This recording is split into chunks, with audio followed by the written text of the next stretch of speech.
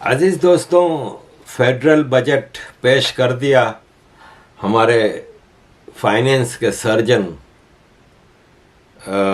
नाई इसहाक डार ने। अजीज़ दोस्तों, इसहाक डार को पाकिस्तान में नवाज शरीफ ने अर्जेंटली भेजा था लंदन से कि पाकिस्तान की इकोनॉमी तबाह हो रही है, इसहाक डार इसको चुटकियों में ठीक कर देगा।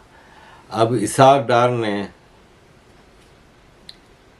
13.3 ट्रिलियन रुपए का बजट पेश किया है। इसमें से 7.5 ट्रिलियन सूद की वापसी, इंटरेस्ट की, जो कर्जे लिए हैं उनके इंटरेस्ट, आधे से ज़्यादा बजट 55% बजट का खाली इंटरेस्ट पेमेंट के लिए जाएगा। नमस्कार दोस्तों, आप सभी का स्वागत है एक और नए वीडियो में। मैं हूं प्रियंका और आप देख रहे हैं पाक मीडिया कॉमेडी। तो दोस्तों, पाकिस्तान में लेटेस्ट न्यूज क्या चल रहा है आइए देखते हैं इस वीडियो में। लेकिन हाँ, वीडियो को लाइक शेयर करना ना भूलें। चैनल पर नए हैं तो चैनल को सब्सक्राइब जरूर कर लें। तो आइए देखते हैं इस वीडियो को। बजट का डेफिसिट, खसारा, नुकसान 6 ट्रिलियन। इसका मतलब ये 6 ट्रिलियन कहाँ से लाओगे आप? हुकूमत ने टैक्स और खर्चों के जो अहदाफ रखे हैं वो हकीकत से काफ़ी दूर है, कोसों दूर है। और इस साल एफबीआर को 7,400 अरब रुपए इकट्ठा करने का हदफ मिला था, जो 90% भी पूरा नहीं हो सका है। अब जी आगे चलते हैं। जो अगला साल है टैक्स हदफ वो 9,200 कर दिया गया है। अब एक सवाल है कि ना जाने इसके पीछे क्या जो सोच है वो कार फरमाए, और ये होगा कैसे। सबसे बड़ी चीज़ है जो 90% भी पूरा नहीं हो सका ये हदफ, ये पूरा कैसे होगा आगे जाके। और ये जो फिर सरकारी मुलाजमीन है उनकी जो पेंशन है 17.5 और तनख्वाहें जो है 35% तक की बढ़ा दी गई हैं।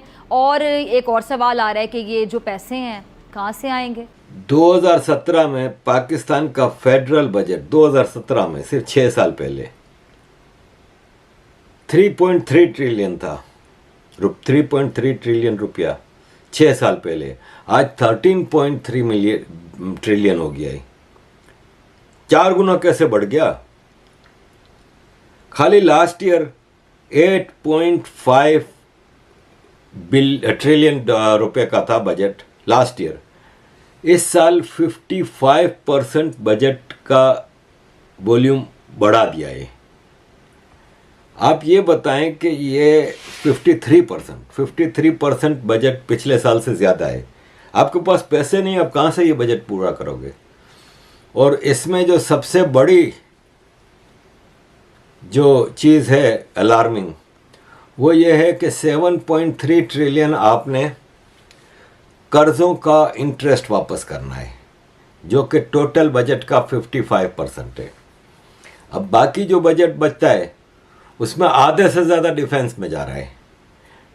डिफेंस का बजट रखा गया है 1.8 ट्रिलियन, 18,000 बिलियन रुपया। ये खाली दिखाने का बजट है। हालांकि ये भी पिछले साल से 15% ज़्यादा है, लेकिन ये हर साल हम देखते हैं कि ये दिखाने का होता है। इसमें हर 2 महीने बाद बढ़ता जाता है। इसके अलावा फौजियों की जो पेंशन है, जो कि कई 100 बिलियन की बात करें आप, वो इसमें नहीं शामिल, वो सिविलियन बजट में। इसके अलावा ये जो ऑपरेशन करते हैं बलूचिस्तान में मिलिट्री ऑपरेशन, पंजाब में रेंजर्स का, सिंध में रेंजर्स का, KPK में FC का ऑपरेशन कर रहे हैं आज, ये ज़रबुल मुजाहिद, ज़रबुल अज़ब, ज़रबुल गज़ब, पता नहीं क्या क्या, उसके बिल अलग सिविलियन गवर्नमेंट को जाते हैं। तो ओवरऑल जो आपका टोटल मिलिट्री बजट है वो डबल से ट्रिपल हो जाता है। इधर एजुकेशन और हेल्थ के लिए 118 और डिफेंस के लिए 150 गुना ज़्यादा। और ये अगेन आई एम सेइंग कि ये डिफेंस का बजट बहुत ज़्यादा बढ़ जाता है। ये खाली दिखाने के लिए इतना रखते हैं। इसमें पेंशन तो है नहीं।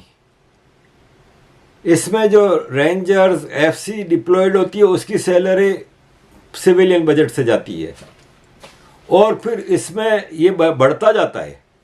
देखें ना, मिफ्ता इस्माइल ने साफ कहा है कि लाजमी मिनी बजट आएगा, बार बार आएगा। पिछले साल आपने देखा था हर महीने 1.5 महीने बाद एक मिनी बजट आता था। टैक्स बढ़ा दिए, पेट्रोल का भाव बढ़ा दिया, गैस का भाव बढ़ा दिया, इलेक्ट्रिसिटी का भाव बढ़ा दिया, फला चीज़ पे टैक्स बढ़ा दिया, इंपोर्ट बंद कर दी। मिनी बजट आते रहते हैं और ये इनको मिनी बजट लाते रहना पड़ेगा। गवर्नमेंट बार बार कह रही है कि जी ये हमारी कामयाबी है कि हमने आईएमएफ के बगैर ये बजट दिया है। आप इसको इस गवर्नमेंट को इसके कितने नंबर देंगी और क्या ख्याल है कि आम आदमी की जेब में जो खाली है उसमें कुछ जाता नज़र आ रहा है या वो मज़ीद खाली होगी जेब और वो मज़ीद मकरूज होगा? अस्सलाम वालेकुम। आपने स्टार्ट ही कह दिया कि आम आदमी की जेब खाली। जब मैं पिछली गवर्नमेंट में हम लोग 2021 जी अपोजिशन लीडर थे शहबाज शरीफ, वो थे, तो उन्होंने आते ही सबसे पहले कहा था कि आवाम की जेब खाली है तो बजट जाली है। तो आज तो आवाम की जेब भी खाली है और ख़जाना भी खाली है अल्हम्दुलिल्लाह। तो फिर ये बजट कैसे हो गया? मुझे तो ये है कि वो बस जैसे मैं अपना आपको बता रही हूँ ना कि बस एक वो बजट पेश करना था, आके उन्होंने बस पढ़ के कुछ जो एदाद और वो शुमारी है और ये सारे आके बता दिए। इसका हकीकत से कोई ताल्लुक नहीं है। थोड़ा सा ही टाइम मिला, जितना पलंदा इन्होंने दिया है उसको तो हाथ भी नहीं लगाया। कैसे लाया जा रहा था? उसको तो लाने के लिए वो तो वो लग रहा था कि जैसे छुपा कर कोई न्यूक्लियर ला रहे हैं आके आवाम के ऊपर फेंकना है। लेकिन जो बुक्स हम लोगों को मुहैया किए, मेरे ख्याल में उसको कम से कम 3-4 माह चाहिए उसको पढ़ने के लिए।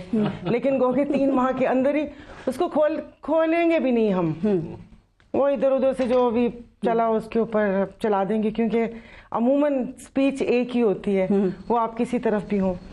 तो ये नहीं है, क्योंकि देखिए ये डॉलर की जो परवाज है, ये क्या कहते हैं, ये कहते हैं 2098 में भी हमने मुल्क को बहरान से निकाला था, 2013 में भी निकाला था, हम अब भी इस मुल्क को बहरान से निकाल रहे हैं। कैसे सियासत को, मतलब मैंने तो नहीं कहा था, किसी अवाम ने तो नहीं कहा था। अगर अब ये आईएमएफ में जाने की बात करते हैं, वो कोई भी गवर्नमेंट हो, मैं आवाम हूं ना, मैं कह रही हूँ कि नहीं जाना आईएमएफ के पास। इसलिए कि मैं एक चीज भी खरीदती हूँ, मैं एक पेन खरीदी हूँ, मैं एक पेस्ट, एक पत्ती का डब्बा भी खरीदती हूँ, तो मैं उस पर टैक्स देती हूँ। तो आईएमएफ पे मैं तो इनकी अयाशियों का मुतहम्मिल, मैं क्यों उनका बोझ उठाऊं? तो फिर क्या होगा? नहीं, मतलब मैं तो नहीं है कि 15 लाख रुपए आप किसी को तनख्वाह दें और आप उनकी 5-5 लाख आप उनको पेंशन दें, और जो 22 लाख ये 22वें ग्रेड के अफसरान हैं आप उसको मोनेटाइजेशन में आप उसको लाखों रुपए पेट्रोल का दें, उनकी तनख्वाहों में इजाफा करें। और जो प्राइवेट सेक्टर पे, प्राइवेट सेक्टर तो छोड़े, अपनी चैनल्स के ही लोगों से पूछ लें कि कितनी पे है इनकी। इनके लिए किसी ने सोचा कि आपने उनके लिए तो वो कर दिया। अगर अभी डॉलर सुबह 10 रुपए बढ़ जाता है तो फिर इनके सारे इदादो शुमार कहाँ जाएंगे? जो उन्होंने हिसाब किताब बताया है डॉलर अभी वो सब इसी तरह, वो इनको पता ही नहीं। भाई खुदा के वास्ते फिर अपने रखे हुए डॉलर वापस लेकर आ जाए ना, तो आईएमएफ से मांगने की जरूरत ही ना पड़े। साहब कह रहे हैं मुल्क को श्रीलंका बनने से बचा लिया हमने, इतनी मेहनत की है, वरना तो डिफॉल्ट हो चुके थे। श्रीलंका में एजुकेशन का बजट देखा है? किसी भी आप अवामी बजट की बात करनी है तो आप उसमें हेल्थ के पैसे और एजुकेशन के पैसे देख लें और उसके बाद डेवलपमेंट फंड देखें। हेल्थ एजुकेशन में पैसे हैं नहीं, सब्सिडी इन्होंने दी हुई है। जो कराची की के इलेक्ट्रिक या जितनी भी डिस्कोज हैं, आवाम का जीना मुहाल किया हुआ है। 18-18, 20-20 घंटे लाइट नहीं होती। ये कौन सी स्टोरी सुना रहे हैं? अभी पिछले दिनों वो था कि लोग वो जो पावर लूम्स हैं वो कोड़ियों के भाव, जैसा लोहे के भाव बेच रहे थे, सोशल मीडिया पर ही चली है। तो ये कौन सी वो स्टोरी ये सुना रहे हैं कि पाकिस्तान ट्रिलियंस ऑफ डॉलर के असासे हैं पाकिस्तान के पास। वो कहते हैं श्रीलंका के पास नहीं थे, इसलिए पाकिस्तान डिफॉल्ट नहीं होगा। कि मैं मर जाए लेकिन सलाम पेश करती हूँ कैसे शेख साहब को। मुझे ये सुनने में आया था कि शायद वो प्रोग्राम में होंगे। अभी उनका एक बहुत क्लिप वायरल हो रहा है, जो उन्होंने एक इंटरव्यू दिया है कि नेशनल बैंक का वो जो क्या होती है प्रेसिडेंट, वही नहीं इन्होंने वो किया हुआ। एक वो जो कमेटी है वो खातून है, वही इनकी चेयरमैन, मेंबर भी पूरे नहीं है। और मैंने एक फाइनेंस कमेटी भी अटेंड की हुई है। वो तो जाहिर है वो इन कैमरा ब्रीफिंग थी, लेकिन उसमें एलसीसी का रोना था। लेकिन वो इतने की बात क्यों कर रहे हैं? एसेट्स की बात करने की नौबत क्यों आई है डॉक्टर साहब को? ये तो अब उनको वो पता होगा। और पहले भी की थी, पहले भी अभी वो करके। और अगर अभी टैक्सेस की बात कर रहे हैं, भाई पहले आप आवाम की आमदन तो बढ़ा दें, ठीक है, फिर जितने मर्जी आप टैक्स ले लीजिएगा। बढ़ाई ना 30% सरकारी मुलाजमीन की सैलरी, सरकारी मुलाजमीन की 22वें ग्रेड की, बड़ा अच्छा इजाफा है। आज का पूरा वीडियो देखने के लिए आप सभी का बहुत बहुत धन्यवाद। वीडियो अच्छा लगता है तो लाइक शेयर कर दे। चैनल पर नए हैं तो चैनल को सब्सक्राइब कर ले और बेल आइकन भी प्रेस करें ताकि लेटेस्ट वीडियो का नोटिफिकेशन आपको मिलता रहे। तो मिलते हैं अगले वीडियो में। अपना ख्याल रखें। जय हिंद, जय भारत।